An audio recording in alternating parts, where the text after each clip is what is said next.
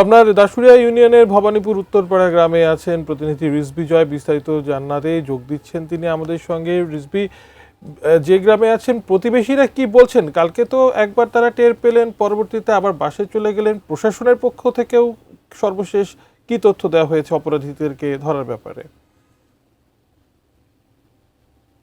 কিন্তু এই বিষ্ণুপুর এলাকার মানুষ এক নৃশংস ঘটনার সাক্ষী হলো এবং আশেপাশের মানুষ আপনারা যদি দেখাতে চাই যে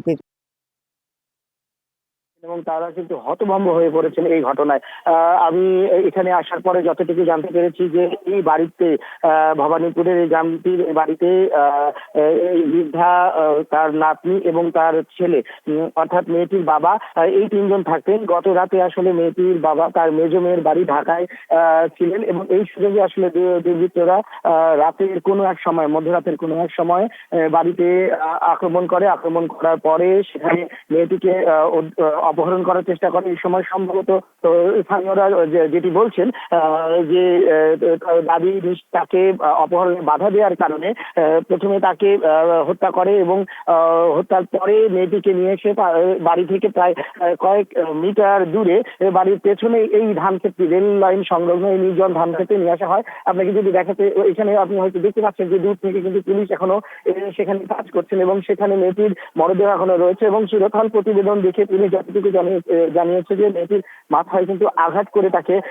হত্যা করা হয়েছে এবং ধারণা করা হচ্ছে যে তাকে ধর্ষণের পর হত্যা করা হয়েছে। তবে পুলিশ এখনো সামগ্রিক বিষয়টি নিয়ে কাজ করছে এবং কিভাবে কারা এই ঘটনাটি ঘটাতে পারে সেটি নিয়ে কিন্তু তদন্ত চলছে এবং স্থানীয় মানুষ তারা কিন্তু হতভম্ব হয়ে পড়েছেন এবং তারা এই রমজানের রাতে কিভাবে আসলে এই ঘটনাটি ঘটলো সেই কিন্তু আসলে তারা ধারণাই করতে পারছেন না এবং পুরোটাই তারা বলছেন যে এই ধরনের নৃশংস ঘটনার দৃষ্টান্তমূলক শাস্তি কিন্তু হওয়া প্রয়োজন এবং ইতিমধ্যে আসলে পুলিশের ডিবি এবং আরো কয়েকটি দল তারা কিন্তু এখানে এসে কাজ করতে শুরু করেছেন এবং তারা সুরতহাল প্রতিবেদন তৈরি করছেন এবং অনুসন্ধানের পর বিস্তারিত আরো বেশি জানাতে পারবেন।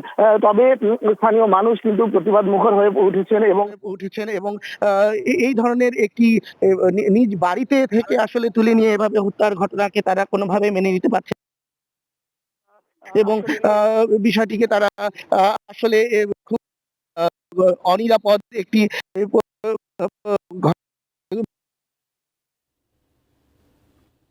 পুলিশ ঘিরে রেখেছে এবং সেখানে তারা মরদেহ উদ্ধারের প্রক্রিয়া চলছে। মরদেহ উদ্ধারের পরে পাবনা সদর হাসপাতাল মর্গে নেওয়া হবে এবং মর্গে ময়নাতদন্তের পরে এ বিষয়ে আরো বিস্তারিত জানাতে পারবেন বলে জানিয়েছেন পুলিশ কর্মকর্তারা।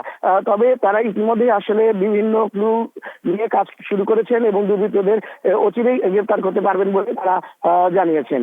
মাসাকেই ছিল আমার কাছে সর্বশেষ।